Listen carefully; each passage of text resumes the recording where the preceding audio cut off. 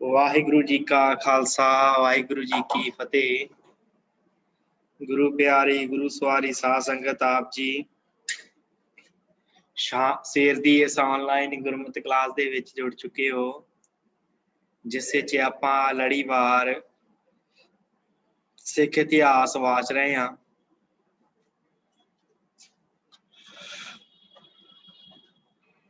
सिख राज किवें गया, इहदे अधीन क्लासां चल रही ने। आप जी ने सरवण किया है कि किवें सिखां ने अंग्रेज़ां दे विरुद्ध बगावत की है। मूल राज की बगावत दबा के मूल राज नूं गिरफ्तार कर लिया गया मुल्तान तो। फिर उस तो बाद शेर सिंह दे नाल बगावत, चतर सिंह ते शेर सिंह दोवें प्यो पुत्तां ने बगावत की। किस प्रकार उन्होंने इन्हां दे नाल लड़ाइयां लड़ियां। फिर उस तो बाद चेलियां वाली लड़ाई दे विच अंग्रेज़ां दी काफ़ी हार हो गई। बुरा इन्हां नूं जिहड़ा है हार दा मूँह देखना पिया, अंग्रेज़ां नूं डर गए अंग्रेज़। उस तो बाद आपां अज दी इस क्लास दे विच जो गुजरात दी लड़ाई हुई है ਉਹਦਾ ਆਪਾਂ ਗੱਲਬਾਤ करनी है। गुजरात पाकिस्तान ਦੇ ਵਿੱਚ है, ਉਸ ਦਾ ਨਾਮ है गुजरात, ਉੱਥੋਂ ਦੀ ਲੜਾਈ है। ਤੇ ਆਪ ਜੀ ਨੇ ਸਰਵਣ ਕੀਤਾ ਸੀ ਕਿ ਚਤਰ ਸਿੰਘ ਨੂੰ ਡੀਕਦਾ ਹੈ ਸ਼ੇਰ ਸਿੰਘ ਆਪਣੇ ਪਿਤਾ ਨੂੰ ਕਿ ਉਹ ਆਣ ਕੇ ਮੇਰੇ ਨਾਲ ਮਿਲ ਜਾਵੇ। ਤੇ ਫਿਰ ਅਸੀਂ ਰਸੂਲਪੁਰ ਤੋਂ ਜਿਹੜਾ ਹੈ, ਰਸੂਲ ਪਿੰਡ ਜਿਹੜਾ ਹੈ ਉੱਥੋਂ ਚੱਲ ਕੇ ਗਾਂ ਅੰਗਰੇਜ਼ਾਂ ਦੇ ਨਾਲ ਟੱਕਰ ਲਈਏ।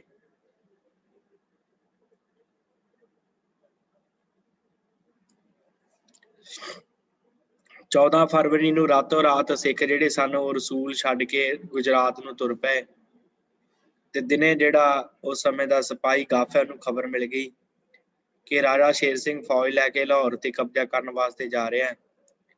ਇਸ ਵੇਲੇ ਗੱਫ ਬੜਾ ਘਬਰਾਇਆ। ਜੇ ਰਾਜਾ ਸ਼ੇਰ ਸਿੰਘ ਲਾਹੌਰ ਤੇ ਕਬਜ਼ਾ ਕਰ ਲੈਂਦਾ ਤਾਂ ਅੰਗਰੇਜ਼ਾਂ ਵਾਸਤੇ ਨੂੰ ਫਤਿਹ ਕਰਨਾ ਔਖਾ ਹੋ ਜਾਣਾ ਸੀ। ਗੱਫ ਆਪਣੀ ਫੌਜ ਲੈ ਕੇ ਅਲੱਗ ਵਾਂਢੀ ਸ਼ੇਰ ਸਿੰਘ ਦਾ ਰਾਹ ਰੋਕਣ ਵਾਸਤੇ ਨੱਠ ਉੱਠਾ, ਭੱਜ ਉੱਠਾ। ਅੰਤ ਫਿਰ 20 ਫਰਵਰੀ ਦੀ ਸ਼ਾਮ ਨੂੰ ਦੋਵੇਂ ਦਲ ਗੁਜਰਾਤ ਦੇ ਵਿੱਚ ਇਕੱਠੇ ਹੋ ਗਏ। ਰਾਜਾ ਸ਼ੇਰ ਸਿੰਘ ਦੇ ਕੋਲ ਇਸ ਵੇਲੇ 30 ਤੋਂ 32 ਹਜ਼ਾਰ ਫੌਜ ਸੀ, ਜਿਨ੍ਹਾਂ ਵਿੱਚ ਦੋਸਤ ਮੁਹੰਮਦ ਖਾਨ ਕਾਬਲੀਏ ਨਿਕਲੇ ਹੋਏ 1500 ਪਠਾਨ ਵੀ ਸਨ ਤੇ 60 ਤੋਪਾਂ ਸਨ। ਇੰਨਾ ਕੁਝ ਹੁੰਦਿਆਂ ਹੋਇਆਂ ਵੀ ਸ਼ੇਰ ਸਿੰਘ ਗੱਫ ਦਾ ਟਾਕਰਾ ਕਰਨ ਦੇ ਯੋਗ ਨਹੀਂ ਸੀ, ਕਿਉਂਕਿ ਸ਼ੇਰ ਸਿੰਘ ਦੇ ਕੋਲ ਸਮਾਨ, ਖੁਰਾਕ ਤੇ ਦਾਰੂ ਸਿੱਕਾ ਅਸਲੋਂ ਥੋੜੇ ਸੀ। ਦੂਜੇ ਪਾਸੇ ਗੱਫ ਦੇ ਕੋਲ ਡਿਊਟੀ ਨਾਲੋਂ ਫੌਜ ਤੇ 3 ਗੁਣਾ ਵੱਧ ਤੋਪਾਂ ਉਹਦੇ ਕੋਲ ਸਨ। ਇਸ ਲੜਾਈ 'ਚ ਅੰਗਰੇਜ਼ਾਂ ਨੇ ਜਿੰਨੀਆਂ ਤੋਪਾਂ ਵਰਤੀਆਂ ਸਾਰੇ ਹਿੰਦੁਸਤਾਨ ਦੇ ਵਿੱਚ ਹੋਰ ਕਿਸੇ ਲੜਾਈ 'ਚ ਤੋਪਾਂ ਨਹੀਂ ਸੀ ਵਰਤੀਆਂ। ਵੱਡੇ ਮੂੰਹ ਵਾਲੀਆਂ ਬੜੀਆਂ ਭਾਰੀ ਤੋਪਾਂ ਜਿਹੜੀਆਂ ਸਨ ਇੱਥੇ ਇਕੱਠੀਆਂ ਕੀਤੀਆਂ ਗਈਆਂ। 21 ਫਰਵਰੀ 1849 ਈਸਵੀ ਦਾ ਸੂਰਜ ਅਜੇ ਚੜ੍ਹਨੀ ਵਾਲਾ ਸੀ ਜਾਂ ਦੋਵਾਂ ਧਿਰਾਂ ਨੇ ਤੋਪਾਂ ਚਲਾਉਣੀਆਂ ਸ਼ੁਰੂ ਕਰ ਦਿੱਤੀਆਂ, ਅੱਗ ਭਰਾਉਣੀ ਸ਼ੁਰੂ ਕਰ ਦਿੱਤੀ।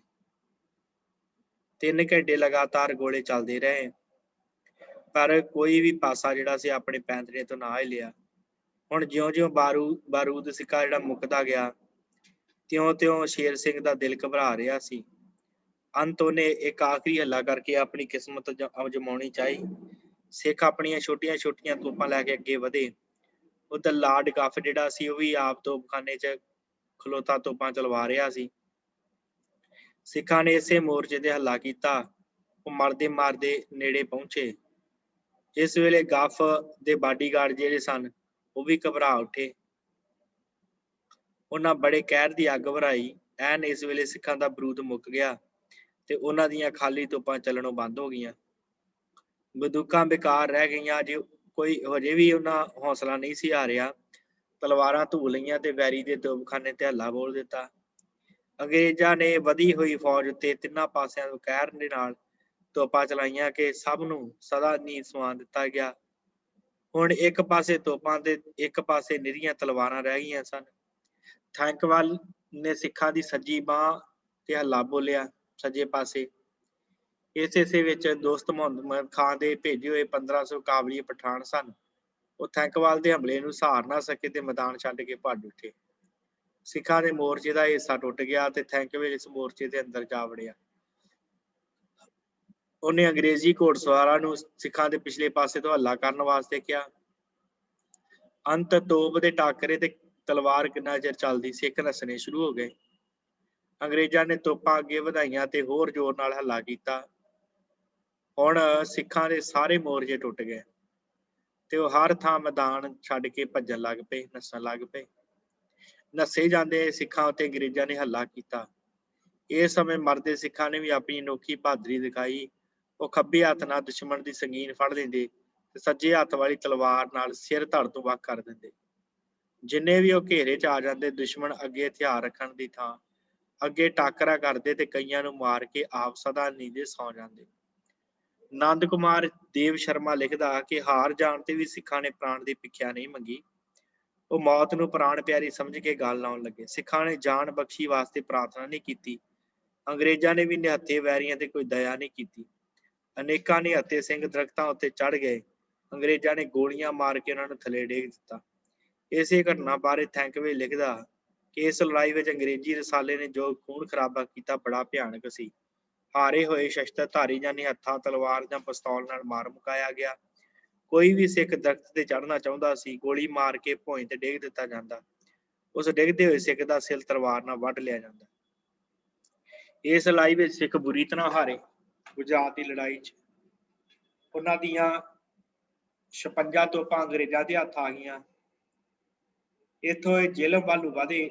ਮਗਰੇ ਜਰਨੈਲ ਗਿਲਬਰਟ ਜਿਹੜਾ ਸੀ 15,000 ਫੌਜ ਤੇ 30 ਤੋਪਾਂ ਲੈ ਕੇ ਪਿੱਛਾ ਦਬਾਈ ਆ ਗਿਆ ਪਿਛਲੇ ਪਾਸੇ। 6 ਮਾਰਚ ਨੂੰ ਸਿੱਖਾਂ ਨੇ ਅੰਗਰੇਜ਼ ਕੈਦੀ ਛੱਡ ਦਿੱਤੇ। 6 ਮਾਰਚ ਨੂੰ ਸਿੱਖਾਂ ਨੇ ਅੰਗਰੇਜ਼ ਕੈਦੀ ਛੱਡ ਦਿੱਤੇ। 14 ਮਾਰਚ 1849 ਈਸਵੀ ਨੂੰ ਜਨਰਲ ਗਿਲਬਰਟ ਜਿਹੜਾ ਸੀ, ਸ਼ੇਖ ਇਮਾਮੂਦੀਨ ਤੇ ਐਬਟ, ਇਹਨਾਂ ਨੇ ਰਾਵਲਪਿੰਡੀ ਰਾਜਾ ਸ਼ੇਰ ਸਿੰਘ ਨੂੰ ਜਾ ਘੇਰਿਆ। ਇਸ ਵੇਲੇ ਰਾਜਾ ਸ਼ੇਰ ਸਿੰਘ ਦੇ ਕੋਲ ਖਾਣ ਲਈ ਕੋਈ ਸਮਾਨ ਨਹੀਂ ਸੀ, ਨਾ ਲੜਾਈ ਕਰਨ ਵਾਸਤੇ, ਕੇਵਲ ਤਨ ਦੇ ਕੱਪੜੇ ਤੇ ਗਾਤਰੇ ਦੀ ਤਲਵਾਰ ਸੀ।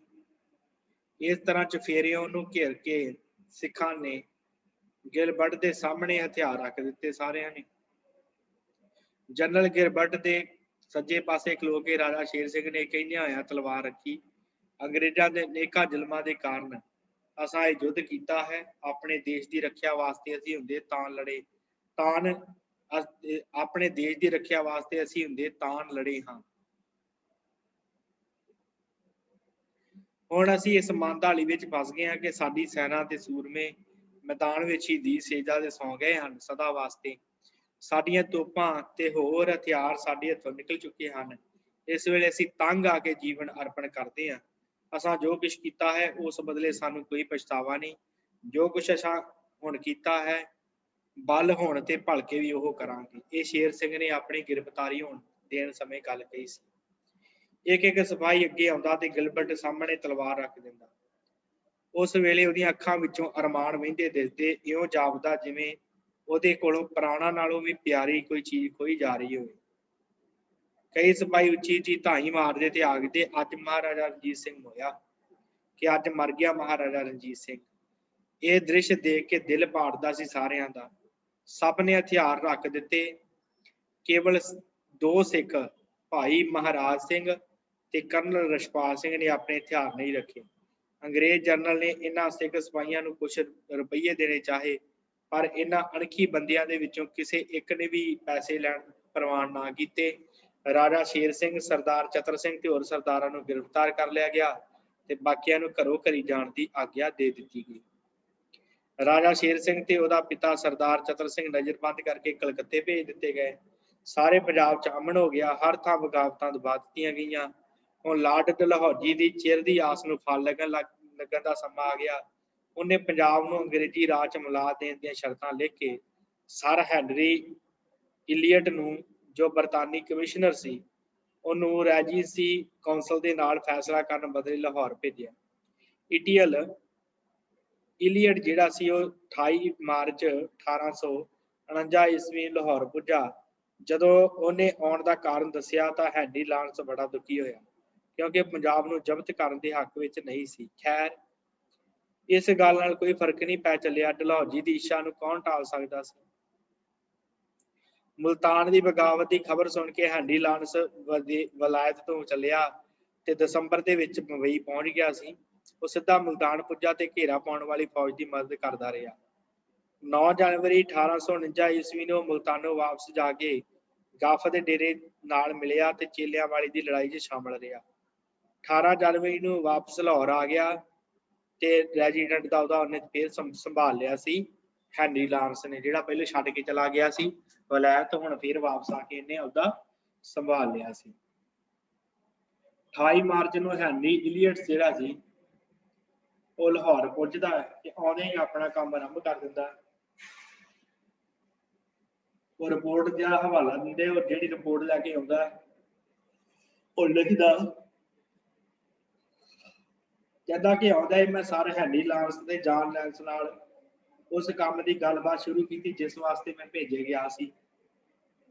ਪਰ ਮੈਨੂੰ ਇਹ ਦੇਖ ਕੇ ਬੜਾ ਦੁੱਖ ਹੋਇਆ ਕਿ ਇਹ ਦੋਵੇਂ ਅਫਸਰ ਇਸ ਗੱਲ ਤੇ ਤੁਲੇ ਹੋਏ ਸਨ ਕਿ ਕੌਂਸਲ ਦੇ ਮੈਂਬਰਾਂ ਤੋਂ ਸੁਲ੍ਹਾ ਦੀਆਂ ਸ਼ਰਤਾਂ ਦੀ ਮਨਜ਼ੂਰੀ ਨਾ ਕਰਾਈ ਜਾਵੇ, ਕਿਉਂਕਿ ਪਹਿਲੀ ਸੁਲ੍ਹਾ ਦੇ ਕਾਰਨ ਹੀ ਆਪਣੇ ਦੇਸ਼ ਵਿੱਚ ਬਦਨਾਮ ਹੋ ਚੁੱਕੇ ਹਨ। ਪਰ ਮੈਂ ਬੇਨਤੀ ਕੀਤੀ ਕਿ ਕੌਂਸਲ ਦੇ 2 ਪ੍ਰਤਾਪੀ ਮੈਂਬਰਾਂ ਨੂੰ ਗੁਪਤ ਸਭਾ ਦੇ ਵਿੱਚ ਸੱਦਿਆ ਜਾਵੇ। ਸੋ ਕਹੇ ਅਨੁਸਾਰ ਰਾਜਾ ਤੇਜ ਸਿੰਘ ਤੇ ਦੀਵਾਨ ਦੀਨਾਨਾਥ ਬੁਲਾਏ ਗਏ। ਪਹਿਲਾਂ ਤਾਂ ਰਾਜਾ ਤੇਜ ਸਿੰਘ ਨੇ ਬਿਮਾਰੀ ਦਾ ਬਹਾਨਾ ਲਾ ਕੇ ਆਉਣ ਤੋਂ ਨਾ ਕਰ ਦਿੱਤੀ।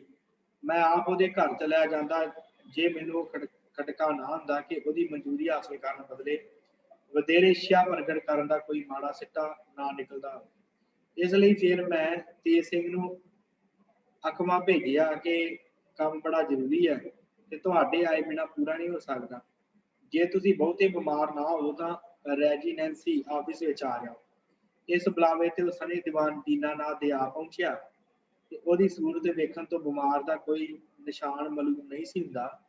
ਪਹਿਲੀ ਮੁਲਾਕਾਤ ਹੁੰਦਿਆਂ ਹੀ ਮੈਂ ਆਪਣਾ ਮਤਲਬ ਜਿਸ ਵਾਸਤੇ ਆਇਆ ਸੀ ਉਹਨਾਂ ਨੂੰ ਦੱਸ ਦਿੱਤਾ ਕਿ ਹੁਣ ਪੰਜਾਬ ਪੂਰੀ ਤਰ੍ਹਾਂ ਅੰਗਰੇਜ਼ ਰਾਜ ਵਿੱਚ ਮਿਲਾ ਲਿਆ ਜਾਵੇਗਾ। ਪਰ ਇਸ ਗੱਲ ਦਾ ਨਿਰਣਾ ਕਰਨਾ ਉਹਨਾਂ ਦੀ ਇੱਛਾ ਉੱਤੇ ਹੈ ਕਿ ਜਿਹੜੀਆਂ ਸ਼ਰਤਾਂ ਮੈਂ ਪੇਸ਼ ਕਰਦਾ ਹਾਂ ਉਹਨਾਂ ਅਨੁਸਾਰ ਪੰਜਾਬ ਜਦ ਕੀਤਾ ਜਾਵੇ ਜਾਂ ਕਿਸੇ ਹੋਰ ਢੰਗ ਨਾਲ। ਇਹ ਸੁਣ ਕੇ ਰਾਜਾ ਤੇਜ ਸਿੰਘ ਜਿਹੜਾ ਸੀ ਬੜਾ ਡਰਿਆ ਤੇ ਘਬਰਾ ਗਿਆ।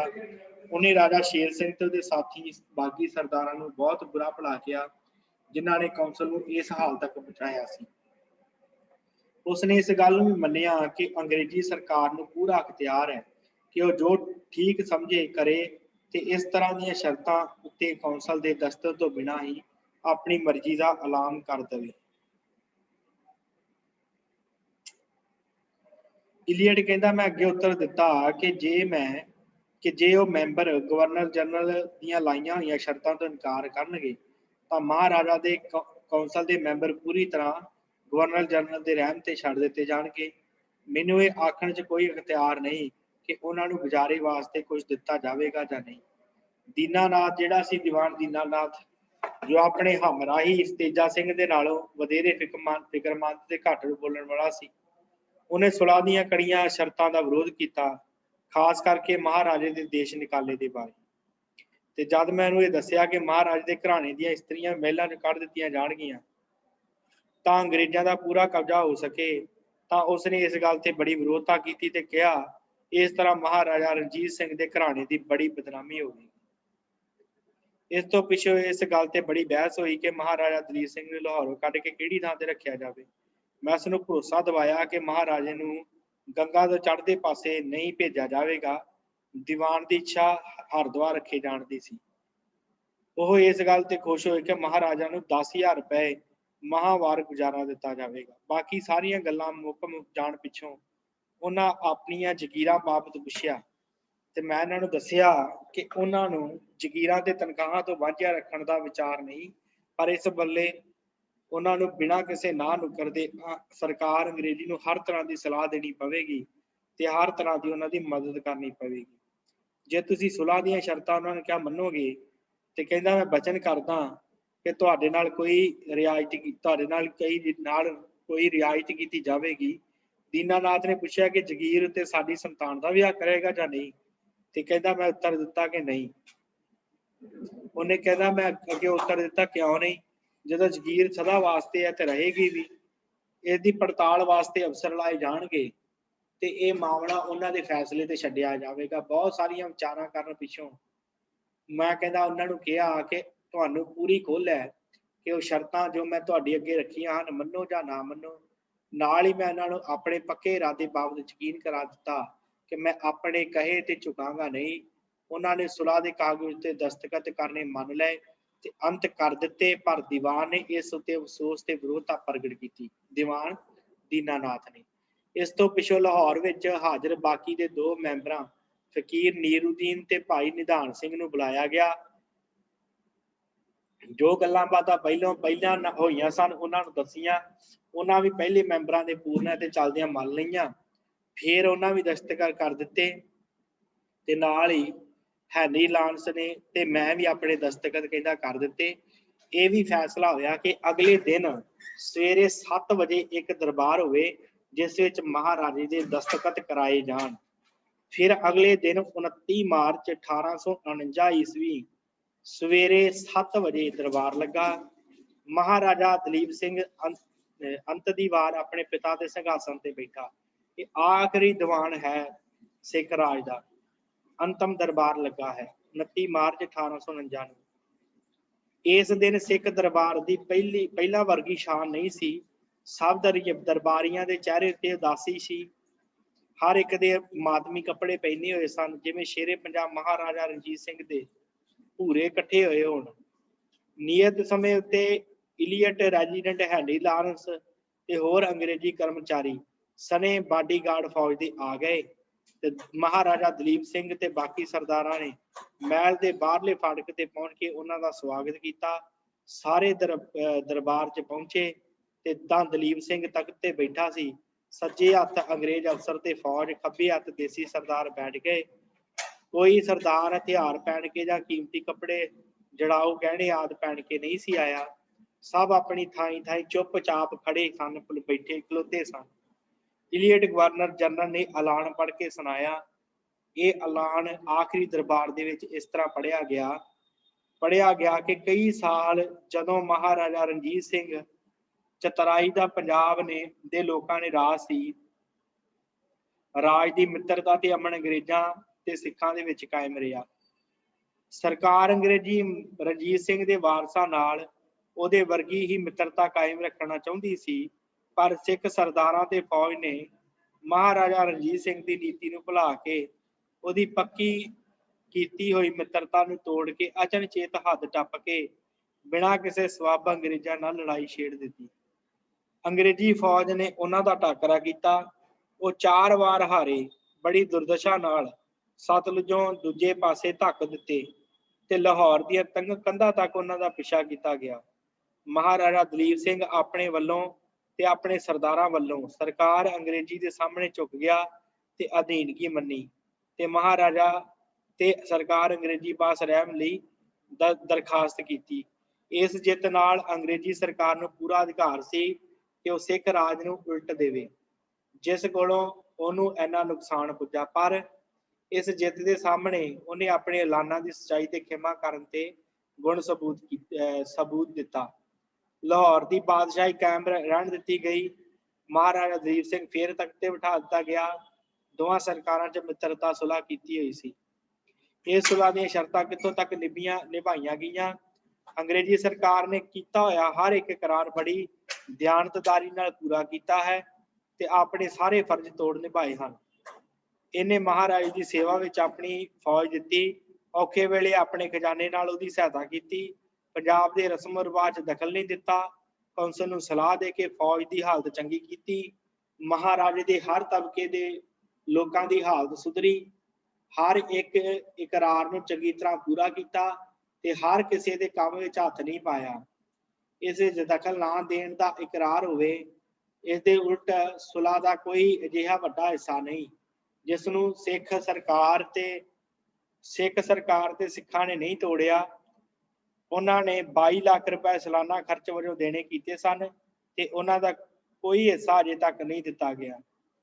ਸਰਕਾਰ ਲਾਹੌਰ ਸਿਰ ਕਰਜ਼ਾ 50 ਲੱਖ ਤੋਂ ਵੱਧ ਗਿਆ ਹੈ ਤੇ ਇਸ ਜੰਗ ਦੇ ਖਰਚ ਨਾਲ ਕਰੋੜਾਂ ਰੁਪਏ ਹੋਰ ਵੱਧ ਗਏ ਹਨ। ਜਿਹੜੇ ਅਧਿਕਾਰ ਸਰਦਾਰ ਨੇ ਆਪ ਬੁਲਾ ਕੇ ਸਰਕਾਰ ਅੰਗਰੇਜ਼ੀ ਨੂੰ ਦਿੱਤੇ ਸਨ, ਜਿਨ੍ਹਾਂ ਅਧਿਕਾਰਾਂ ਨੂੰ ਮੰਨਣ ਦਾ ਇਕਰਾਰ ਕੀਤਾ ਸੀ, ਉਹ ਸਾਰੇ ਬਿੱਲ ਦੇ ਨਾਲ ਰੱਦ ਕੀਤੇ ਗਏ। ਅਮਨ ਤੇ ਮਿੱਤਰਤਾ ਜਿਸ ਦਾ ਸੁਲ੍ਹਾ ਦੇ ਵਿੱਚ ਇਕਰਾਰ ਸੀ, ਇੱਕ ਪਾਸੇ ਸੁੱਟ ਦਿੱਤੇ ਗਏ। ਅੰਗਰੇਜ਼ ਅਫਸਰ ਆਪਣਾ ਕੰਮ ਕਰਦੇ ਹੋਏ ਇਸਤਰੀਆਂ ਤੇ ਬੱਚੀਆਂ ਦੇ ਸਣੇ ਧੋਖੇ ਨਾਲ ਕੈਦ ਕੀਤੇ ਗਏ। ਹੋਰ ਅੰਗਰੇਜ਼ ਅਫਸਰ ਜਦੋਂ ਮਹਾਰਾਜੇ ਦੇ ਲਾਭ ਵਿੱਚ ਕੰਮ ਕਰ ਰਹੇ ਸਨ, ਮਹਾਰਾਜੇ ਦੇ ਨੌਕਰਾਂ ਦੇ ਹੱਥੋਂ ਮਾਰੇ ਗਏ। ਮਹਾਰਾਜੇ ਦੀ ਫੌਜ ਦੇ ਛੱਡ ਜਾਣ ਪਿੱਛੋਂ ਇਹਨਾਂ ਕੰਮਾਂ ਤੋਂ ਲਾਹੌਰ ਸਰਕਾਰ ਨੇ ਨਾ ਤਾਂ ਅਪਰਾਧੀਆਂ ਨੂੰ ਕੋਈ ਸਜ਼ਾ ਦਿੱਤੀ ਹੈ, ਨਾ ਹੀ ਕੋਈ ਬਦਲਾ ਅਦਾ ਕੀਤਾ। ਉਸਨੇ ਆਪਣੀ ਮਰਜ਼ੀ ਨੂੰ ਕਾਬੂ ਰੱਖਣ ਤੇ ਤੋਂ ਅਸਮਰਥਾ ਪ੍ਰਗਟਾਈ ਹੈ। ਉਸਨੇ ਅੰਗਰੇਜ਼ ਰੈਜੀਡੈਂਟ ਨੂੰ ਸਾਫ਼ ਦੱਸ ਦਿੱਤਾ ਕਿ ਉਸਦੀ ਫੌਜ ਹੁਕਮ ਨਹੀਂ ਮੰਨਦੀ ਤੇ ਉਸ ਸਰਦਾਰ ਦੇ ਵਿਰੁੱਧ ਜਿਸ ਨੇ ਅੰਗਰੇਜ਼ੀ ਸਰਕਾਰ ਦੇ ਵਿਰੁੱਧ ਅਪਰਾਧ ਕੀਤਾ ਹੈ ਕੋਈ ਕਾਰਵਾਈ ਨਹੀਂ ਕਰੇਗੀ। ਫੌਜ ਦੇ ਹੁਕਮ ਮੰਨਣ ਤੋਂ ਨਿਰਾ ਇਨਕਾਰੀ ਹੈ। ਸਗੋਂ ਸਾਰੇ ਠਾਈ ਅੰਗਰੇਜ਼ਾਂ ਦੇ ਵਿਰੁੱਧ ਹਥਿਆਰ ਚੁੱਕੇ ਗਏ। ਸਾਡੀ ਸਿੱਖ ਵਸੋਂ ਇਸ ਦੁਸ਼ਮਣੀ ਵਿੱਚ ਜੁੜ ਪਈ।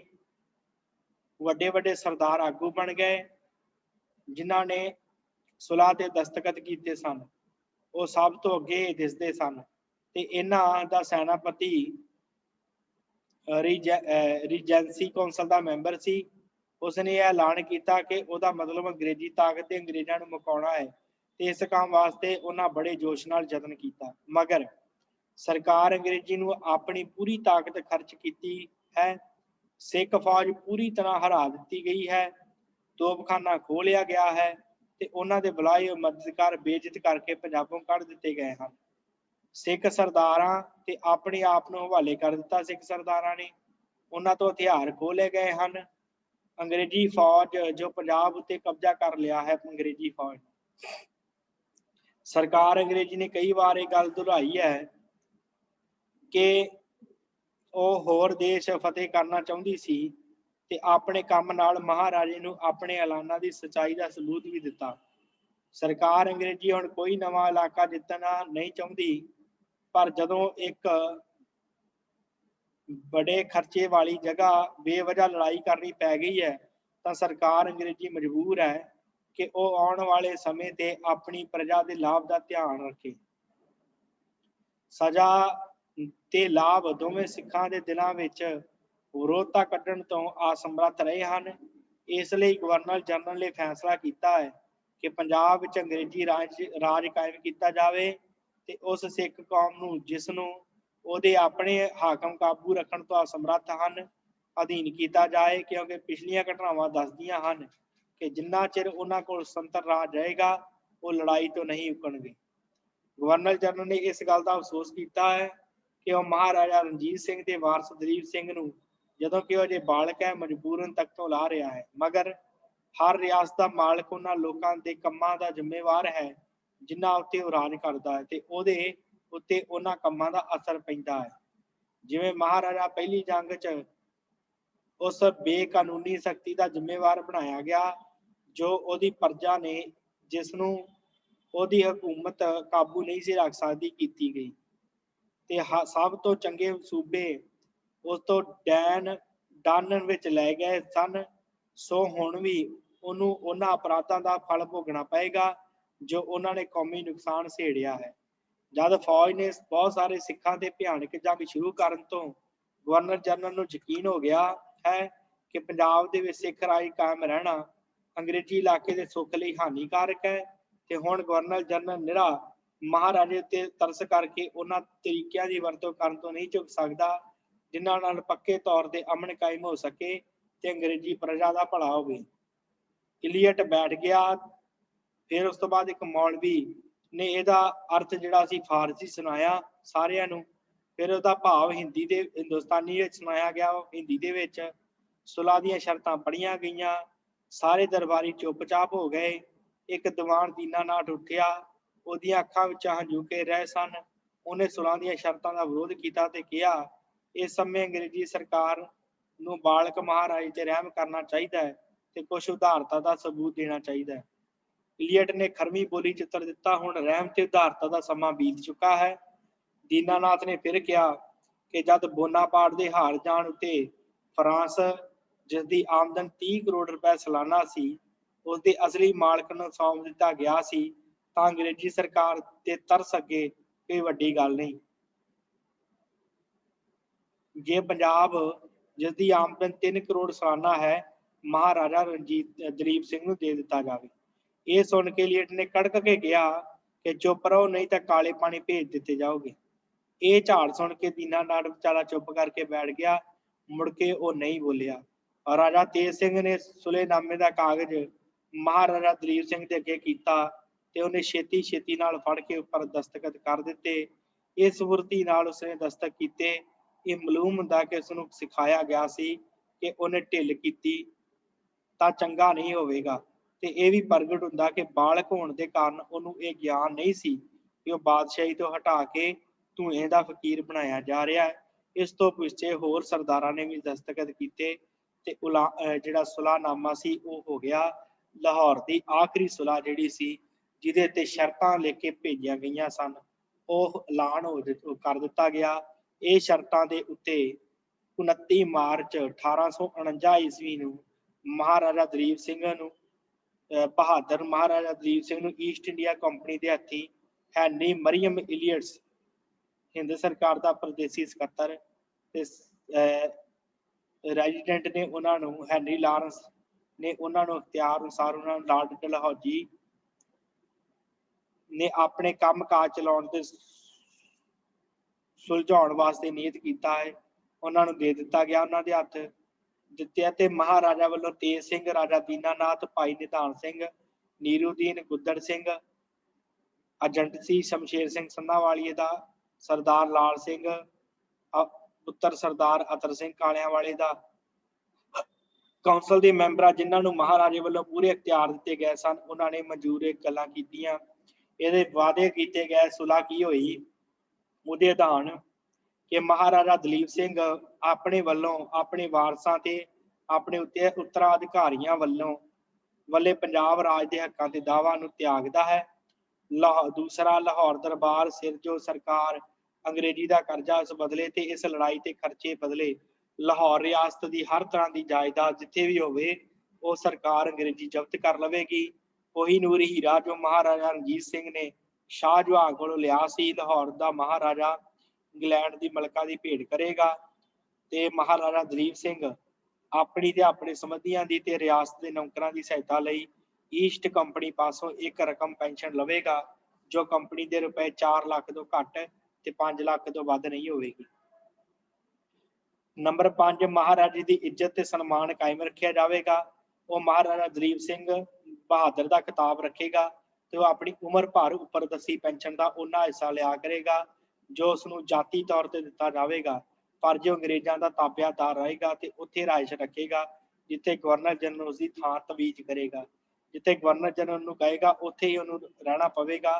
ਹੋਰ ਕਿਸੇ ਪ੍ਰਕਾਰ ਵੀ ਉਹ ਆਪਣੀ ਮਰਜ਼ੀ ਦੇ ਨਾਲ ਨਹੀਂ ਚੱਲ ਸਕਦਾ। ਫਿਰ ਇਹ ਸ਼ਰਤਾਂ ਲਾਹੌਰ ਵਿੱਚ 29 ਮਾਰਚ 1849 ਨੂੰ ਪੇਸ਼ ਹੋ ਗਈਆਂ, ਮਨਜ਼ੂਰ ਹੋਈਆਂ ਤੇ 5 ਅਪ੍ਰੈਲ 1849 ਈਸਵੀ ਨੂੰ ਗਵਰਨਰ ਜਨਰਲ ਨੇ ਪ੍ਰਵਾਨ ਕਰ ਲਈਆਂ। ਇਹਨਾਂ ਤੇ ਇਸ ਉੱਤੇ ਦਸਤਖਤ ਕੀਤੇ ਗਏ। ਡਲਹੌਜੀ, ਇਲੀਅਟ, ਲਾਰੈਂਸ, ਮਹਾਰਾਜਾ ਦਲੀਪ ਸਿੰਘ, ਰਾਜਾ ਤੇਜ ਸਿੰਘ, ਦੀਨਾਨਾਥ, ਨਿਧਾਨ ਸਿੰਘ, ਫਕੀਰੁਦੀਨ ਗੁੱਦੜ ਸਿੰਘ ਤੇ ਲਾਲ ਸਿੰਘ। ਸੁਲਾਹ ਹੋ ਗਈ। ਪੰਜਾਬ ਅੰਗਰੇਜ਼ੀ ਰਾਜ ਚ ਮਿਲ ਗਿਆ। ਕਿਲੇ ਉੱਤੇ ਅੰਗਰੇਜ਼ੀ ਝੰਡਾ ਚਲਾ ਦਿੱਤਾ ਗਿਆ। ਸਿੱਖਾਂ ਦਾ ਝੰਡਾ ਜਿਹੜਾ ਸਦਾ ਵਾਸਤੇ ਉਹਦੇ ਅੱਗੇ ਹੋ ਗਿਆ। ਡਲਹੌਜੀ ਦੀ ਮਨ ਦੀ ਮੁਰਾਦ ਇੱਥੇ ਪੂਰੀ ਹੋ ਗਈ। ਸੋ ਸਿੱਖ ਰਾਜ ਜਿਹੜਾ ਸੀ ਉਹ ਅੰਗਰੇਜ਼ਾਂ ਦੇ ਅਧੀਨ ਹੋ ਗਿਆ। ਹੁਣ ਵਿਚਾਰ ਕੀ ਹੈ ਇਹਦੇ ਤੇ ਆਪਾਂ ਥੋੜੀ ਜਿਹੀ ਵਿਚਾਰ ਕਰਕੇ ਅੱਜ ਇਸ ਕਲਾਸ ਦੀ ਸਾਰੀ ਸਮਾਪਤੀ ਹੋ ਜਾਏਗੀ। ਇਹਦੇ ਤੇ ਵਿਚਾਰ ਕਰਨੀ ਚਾਹੀਦੀ ਹੈ। ਲਾਰਡ ਡਲਹੌਜੀ ਦਾ ਆਖਰੀ ਐਲਾਨਨਾਮਾ ਸੀ। ਇੱਕ ਵਾਰ ਉਹ ਪੜ੍ਹਨਾ ਚਾਹੀਦਾ ਤੇ ਇਹ ਗੱਲ ਦਾ ਉੱਤਰ ਦੇਣਾ ਚਾਹੀਦਾ ਕਿ ਪੁਰਾਣੇ ਇਤਿਹਾਸਕਾਰ ਸਰਕਾਰੀ ਕਾਗਜ਼ਾਂ ਦੇ ਅਨੁਸਾਰ ਆ ਕਿ ਸਤਲੁਜ ਯੁੱਧ ਬਾਰੇ ਲਾਰਡ ਡਲਹੌਜੀ ਲਿਖਦਾ ਕਿ ਸਿੱਖਾਂ ਨੇ ਪੁਰਾਣੀ ਸੁਲਾਹ ਤੋੜ ਕੇ ਹੱਦ ਟੱਪ ਕੇ ਬਿਨਾਂ ਕਿਸੇ ਸਬੱਬ ਦੇ ਅੰਗਰੇਜ਼ਾਂ ਨਾਲ ਲੜਾਈ ਛੇੜ ਦਿੱਤੀ। ਇਸ ਵਿੱਚ ਸਿੱਖ ਬੁਰੀ ਤਰ੍ਹਾਂ ਹਾਰੇ। ਇਸ ਗੱਲ ਦਾ ਉੱਤਰ ਇਸੇ ਵਾਸਤੇ ਕਿਤਾਬ ਦਾ ਤੀਜਾ ਕਾਂਡ ਉਹਦੇ ਤੇ ਲਿਖਿਆ ਕਿ ਫੈਸਲਾ ਕਰ ਲਓ ਕਿ ਪਹਿਲੀ ਸੁਲਾਹ ਸਿੱਖਾਂ ਨੇ ਤੋੜੀ, ਸਿੱਖ ਬਿਨਾਂ ਸਬੱਬ ਲੜੇ। ਅੰਗਰੇਜ਼ਾਂ ਨੇ ਬਲ ਨਾਲ ਸਿੱਖਾਂ ਨੂੰ ਜਿੱਤਿਆ ਤਾਂ ਅੰਗਰੇਜ਼ ਵਿਦਵਾਨਾਂ ਕੋਲੋਂ ਤੁਹਾਨੂੰ ਉੱਤਰ ਮਿਲੇਗਾ ਨਹੀਂ।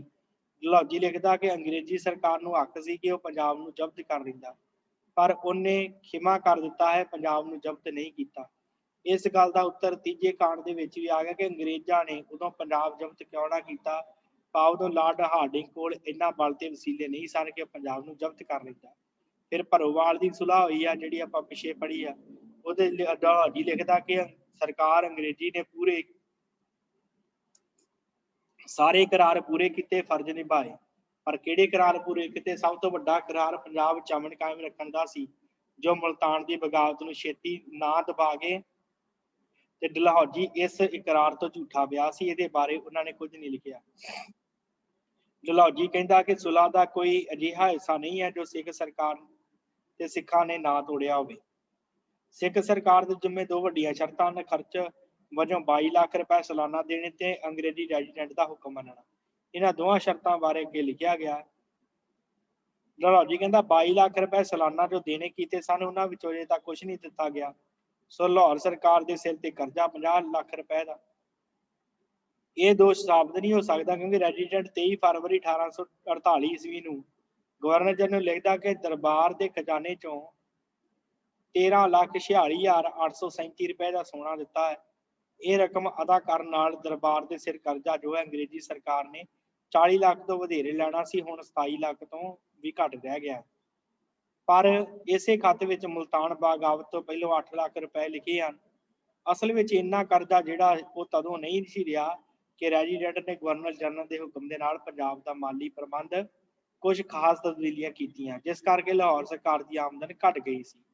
ਸੋ ਇਸੇ ਪ੍ਰਕਾਰ ਹੋਰ ਕਈ ਪ੍ਰਕਾਰ ਦੀਆਂ ਗੱਲਾਂ ਜਿਹੜੀਆਂ ਹਨ ਜਿਨ੍ਹਾਂ ਦਾ ਕਰਕੇ ਪੰਜਾਬ ਦੇ ਨਾਲ ਇਹਨਾਂ ਨੇ ਧੱਕਾ ਕੀਤਾ ਅੰਗਰੇਜ਼ਾਂ ਨੇ ਤੇ ਆਪਣੇ ਅਧੀਨ ਲੈਣ ਦਾ। ਤੇ ਫਿਰ ਉਸ ਤੋਂ ਬਾਅਦ ਸਾਧ ਸੰਗਤ ਇਹ ਵੀ ਮਾਲੂਮ ਹੁੰਦਾ ਹੈ ਕਿ ਡਲਹੌਜੀ ਤੇ ਗੱਫ ਨੂੰ ਡਰ ਸੀ ਕਿ ਇਸ ਤਰ੍ਹਾਂ ਕਰਨ ਦੇ ਨਾਲ ਉਹ ਜਿੱਤ ਨਹੀਂ ਸਕਣਗੇ।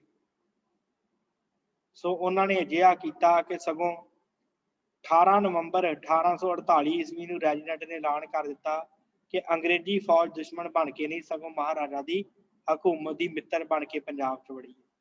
ਕੇਵਲ ਬਾਗੀਆਂ ਦੀ ਨੂੰ ਸਜ਼ਾ ਦਿੱਤੀ ਜਾਵੇਗੀ ਜਿਸ ਬਗਾਵਤ ਵਿੱਚ ਹਿੱਸਾਦਾਰ ਬਣੇ, ਉਹ ਭਾਵੇਂ ਕੋਈ ਵੀ ਹੋਣ, ਉਹਨਾਂ ਨੂੰ ਕੋਈ ਸਜ਼ਾ ਨਹੀਂ ਦਿੱਤੀ ਜਾਵੇਗੀ। ਇਸ ਐਲਾਨ ਦੀ ਪ੍ਰੋੜਤਾ ਗਵਰਨਰ ਜਨਰਲ 14 ਦਸੰਬਰ 1848 ਤੇ ਫਿਰ 5 ਫਰਵਰੀ 49 ਨੂੰ ਕੀਤੀ ਸੀ। ਕੀ ਇਹ ਇਨਸਾਫ ਵਾਲੀ ਗੱਲ ਹੈ? ਨਹੀਂ। ਫਿਰ ਆਖਰੀ ਸੁਲਾਹ ਤੇ ਸਰਦਾਰਾਂ ਵੱਲੋਂ ਦਸਤਖਤ ਕਰਾਏ ਗਏ। ਈਮਾਨ ਸਬੈਲ ਲਿਖਦਾ ਕਿ ਮਹਾਰਾਜੇ ਦੇ ਸਲਾਹਕਾਰ ਦਸਤਖਤ ਉਹਨਾਂ ਤੋਂ ਧੱਕੇ ਨਾਲ ਕਰਾਏ ਗਏ। ਬਗਾਵਤ ਵਿੱਚ ਉਹਨਾਂ ਦਾ ਵਰਤਾਓ ਨਿਰਦੋਸ਼ ਸੀ। ਉਹਨਾਂ ਨੂੰ ਧਮਕੀ ਦਿੱਤੀ ਗਈ ਕਿ ਜੇ ਉਹਨਾਂ ਦਸਤਖਤ ਕਰਨ ਤੋਂ ਇਨਕਾਰ ਕੀਤਾ ਤੇ ਉਹਨਾਂ ਨੂੰ ਗਵਰਨਰ ਜਨਰਲ ਦੇ ਰਹਿਮ ਤੇ ਛੱਡ ਦਿੱਤਾ ਜਾਵੇਗਾ ਤੇ ਉਹਨਾਂ ਨੂੰ ਕੋਈ ਭੱਤਾ ਅਲਾਉਂਸ ਨਹੀਂ ਮਿਲੇਗਾ। ਇਹ ਹੈ ਸਾਡੀ ਦੁਨੀਆ ਦੀ ਦਰਦਨਾਕ ਕਹਾਣੀ। ਇਹ ਸੀ ਸਾਧ ਸੰਗਤ ਸਿੱਖ ਰਾਜ ਕਿਵੇਂ ਗਿਆ। ਇਸ ਤੋਂ ਬਾਅਦ ਮਹਾਰਾਜਾ ਦਲੀਪ ਸਿੰਘ ਜਿਹੜਾ ਹੈ ਸਾਧ ਸੰਗਤ, ਮਹਾਰਾਜਾ ਦਲੀਪ ਸਿੰਘ ਨੂੰ ਫਿਰ ਅੰਗਰੇਜ਼ ਲੈ ਜਾਂਦੇ ਆ ਪਾਕਿਸਤਾਨ, ਵਾਹਿਗੁਰੂ ਇੰਗਲੈਂਡ ਲੈ ਜਾਂਦੇ ਆ। ਉੱਥੇ ਦੀ ਪਰਵਰਿਸ਼ ਹੁੰਦੀ ਹੈ, ਸਾਰਾ ਕੁਛ ਹੁੰਦਾ ਹੈ। ਫਿਰ ਉਸ ਤੋਂ ਬਾਅਦ ਪੰਜਾਬ ਦੇ ਉੱਤੇ ਪੱਕੇ ਤੌਰ ਦੇ ਉੱਤੇ ਸਿੱਖਾਂ ਅੰਗਰੇਜ਼ਾਂ ਦਾ ਕਬਜ਼ਾ ਹੋ ਜਾਂਦਾ ਹੈ। ਸਿੱਖ ਰਾਜ ਜਿਹੜਾ ਹੈ ਇਸ ਪ੍ਰਕਾਰ ਜਾਂਦਾ ਰਿਹਾ ਤੇ ਇਹਦੇ ਵਿੱਚ ਆਪ ਜੀ ਨੇ ਹੁਣ ਤੱਕ ਸਰਵਣ ਕੀਤਾ ਹੈ ਕਿ ਕਿਵੇਂ ਉਹਨਾਂ ਡੋਗਰਿਆਂ ਦੀ ਸਭ ਤੋਂ ਵੱਡੀ ਗਦਾਰੀ ਤੇ ਉਹਦੇ ਨਾਲ ਜਿਹੜੇ ਸਿੱਖ ਸਰਦਾਰ ਸਨ ਉਹਨਾਂ ਦੀਆਂ ਗਦਾਰੀਆਂ ਕਰਕੇ ਇਹ ਸਿੱਖ ਰਾਜ ਜਾਂਦਾ ਰਿਹਾ। ਸਾਡਾ ਰਾਜ ਸਾਡੇ ਹੱਥੋਂ ਜਾਂਦਾ ਰਿਹਾ। ਜੇ ਕਿਤੇ ਸਾਡੇ ਨਾਲ ਹੀ ਵਫਾਦਾਰ ਰਹਿੰਦੇ ਧਿਆਨ ਚੰਦ ਸਿੰਘ ਡੋਗਰੇ ਵਰਗੇ 3-3 ਰੁਪਈਏ ਮਹੀਨੇ ਦੇ ਆਏ ਸੀ ਰਾਜ ਦੇ ਵਿੱਚ। ਮਹਾਰਾਜਾ ਰਣਜੀਤ ਸਿੰਘ ਦੇ ਕੋਲ 3 ਰੁਪਈਆ ਮਹੀਨਾ ਲੈਂਦੇ ਹੁੰਦੇ ਸੀ ਤੇ ਪਰ ਉਹ 3 ਰੁਪਈਆ ਮਹੀਨਾ ਲੈਣ ਵਾਲੇ ਉਹ ਲੋਕ ਜਿਨ੍ਹਾਂ ਨੇ ਸਾਨੂੰ ਕੱਖੋਂ ਹੌਲੇ ਕਰ ਦਿੱਤਾ। ਚਲੋ ਇੱਕ ਬਦਲਾਵ ਦੀ ਗੱਲ ਜ਼ਰੂਰ ਹੈ, ਪਰ ਸ਼ਾਇਦ ਜੇ ਸਾਡਾ ਰਾਜ ਹੁੰਦਾ ਤੇ ਅੱਜ ਸਾਨੂੰ ਦਰ-ਦਰ ਤੇ ਭਟਕਣਾ ਨਾ ਪੈਂਦਾ। ਸਾਡਾ ਪੰਜਾਬ ਇੱਕ ਵਿਸ਼ਾਲ ਪੰਜਾਬ ਹੁੰਦਾ ਜਿਹਦੇ ਵਿੱਚ ਪਾਕਿਸਤਾਨ ਵੀ ਐਡ ਹੁੰਦਾ ਤੇ ਅਫਗਾਨਿਸਤਾਨ ਤੱਕ ਸਾਡੀਆਂ ਹੱਦਾਂ ਲੱਗਦੀਆਂ ਤੇ ਅਸੀਂ ਇੱਕ ਚੰਗੇ ਤੇ ਸੋਹਣੇ ਰਾਜ ਦੀ ਜਿਹੜੀ ਸੀ ਇੱਛਾ ਮਨ ਵਿੱਚ ਹੈ ਉਹ ਅਸੀਂ ਲੈ ਕੇ ਚੱਲਦੇ। ਕਿਉਂਕਿ ਸਾਧ ਸੰਗਤ ਜੋ ਪੰਜਾਬ ਦੀ ਧਰਤੀ ਬੜੀ ਉਪਜਾਊ ਹੈ ਤੇ ਪੰਜਾਬ ਦਾ ਜੋ ਪ੍ਰਬੰਧ ਹੈ ਉਹ ਬੜਾ ਸ਼ਾਨਦਾਰ ਹੈ। ਉੱਥੋਂ ਦੇ ਲੋਕ ਬਹੁਤ ਅਮੀਰ ਹੋ ਸਕਦੇ ਸੀ ਜੇ ਕਿਤੇ ਮਹਾਰਾਜਾ ਰਣਜੀਤ ਸਿੰਘ ਦਾ ਰਾਜ ਨਾ ਜਾਂਦਾ। ਉਸ ਤੋਂ ਬਾਅਦ ਜੋ ਹਾਲਾਤ ਬਣੇ ਆਪ ਜੀ ਦੇ ਸਾਹਮਣੇ ਹੀ ਆ। ਅੱਜ ਕੱਲ੍ਹ ਸਾਨੂੰ ਧਰਨਿਆਂ ਤੇ ਦਿੱਲੀ ਬਹਿਣਾ ਪੈ ਰਿਹਾ ਆਪਣੇ ਹੱਕਾਂ ਦੀ ਖਾਤਰ। ਪਰ ਜੇ ਕਿਤੇ ਸਾਡਾ ਆਪਣਾ ਰਾਜ ਹੁੰਦਾ ਤੇ ਅਸੀਂ ਆਪਣੀ ਮਰਜ਼ੀ ਦੇ ਮਾਲਕ ਹੁੰਦੇ। ਸਾਨੂੰ ਕਿਸੇ ਕੋਲੋਂ ਲੈ ਕੇ ਨਾ ਖਾਣਾ ਪੈਂਦਾ। ਸਾਡੀਆਂ ਆਪਣੀਆਂ ਹੱਦਾਂ ਹੁੰਦੀਆਂ, ਅਸੀਂ ਆਪਣੇ ਕਾਨੂੰਨ ਸਾਡੇ ਹੁੰਦੇ, ਅਸੀਂ ਆਪਣੇ ਤਰੀਕੇ ਨਾਲ ਆਪਣਾ ਰਾਜ ਚਲਾਉਂਦੇ ਤੇ ਹੋ ਸਕਦਾ ਸੀ ਕਿ ਅਸੀਂ ਦੂਸਰਿਆਂ ਦੇਸ਼ਾਂ ਨਾਲੋਂ ਵੀ ਤਰੱਕੀ ਕਰ ਜਾਂਦੇ, ਅੱਗੇ ਉਹ ਲੰਘ ਜਾਂਦੇ। ਪਰ ਇਹ ਜੋ ਅਕਾਲ ਪੁਰਖ ਨੂੰ ਮਨਜ਼ੂਰ ਸੀ, ਜੋ ਇਹਨਾਂ ਡੋਗਰਿਆਂ ਨੇ ਸਾਡੇ ਨਾਲ ਧੱਕੇ ਕੀਤੇ, ਜੋ ਸਾਡੇ ਸਰਦਾਰਾਂ ਨੇ ਧੱਕੇ ਕੀਤੇ, ਉਹ ਆਪ ਜੀ ਨੇ ਸਾਰੀਆਂ ਇਹਨਾਂ ਕਲਾਸਾਂ ਦੇ ਵਿੱਚ ਸਰਵਣ ਕੀਤੇ ਹਨ। ਸੋ ਅੱਜ ਇਹ ਜਿਹੜੀ ਕਲਾਸ ਦੀ ਸਮਾਪਤੀ ਹੁੰਦੀ ਹੈ, ਸਿੱਖ ਰਾਜ ਕਿਵੇਂ ਗਿਆ, ਇਹ ਆਪਾਂ ਅੱਜ ਤੋਂ ਸਮਾਪਤ ਕਰਦੇ ਹਾਂ। ਕੱਲ ਤੋਂ ਆਪਾਂ ਜੋ ਗੁਰੂ ਨਾਨਕ ਚਮਤਕਾਰ, ਧੰਨ ਗੁਰੂ ਨਾਨਕ ਸਾਹਿਬ ਜੀ ਦੀਆਂ ਬੜੀਆਂ ਪਿਆਰੀਆਂ ਸਾਖੀਆਂ ਜੋ ਭਾਈ ਸਾਹਿਬ ਭਾਈ ਵੀਰ ਸਿੰਘ ਜੀ ਨੇ ਲਿਖੀਆਂ ਹਨ, ਉਹਦੀ ਕਲਾਸ ਦੀ ਆਰੰਭਤਾ ਆਪਾਂ ਕੱਲ ਤੋਂ ਕਰਾਂਗੇ ਕਿ ਕਿਵੇਂ ਗੁਰੂ ਨਾਨਕ ਦੇਵ ਜੀ ਦੇ ਬਾਰੇ ਭਾਈ ਸਾਹਿਬ ਭਾਈ ਵੀਰ ਸਿੰਘ ਜੀ ਦੀ ਕਲਮ ਨੇ ਜੋ ਲਿਖਿਆ ਹੈ, ਉਹ ਆਪਾਂ ਵਿਚਾਰਨਾ ਹੈ। ਸੋ ਇੱਥੇ ਹੀ ਇਹਨਾਂ ਸਾਰੀਆਂ ਕਲਾਸਾਂ ਦੀ ਸਮਾਪਤੀ ਹੈ। ਹੋਈਆਂ ਭੁੱਲਾਂ ਚੁੱਕਾਂ ਦੀ ਖਿਮਾ। ਬਲਾਓ ਫਤਿਹ ਜੀ। ਵਾਹਿਗੁਰੂ ਜੀ ਕਾ ਖਾਲਸਾ, ਵਾਹਿਗੁਰੂ ਜੀ ਕੀ ਫਤਿਹ।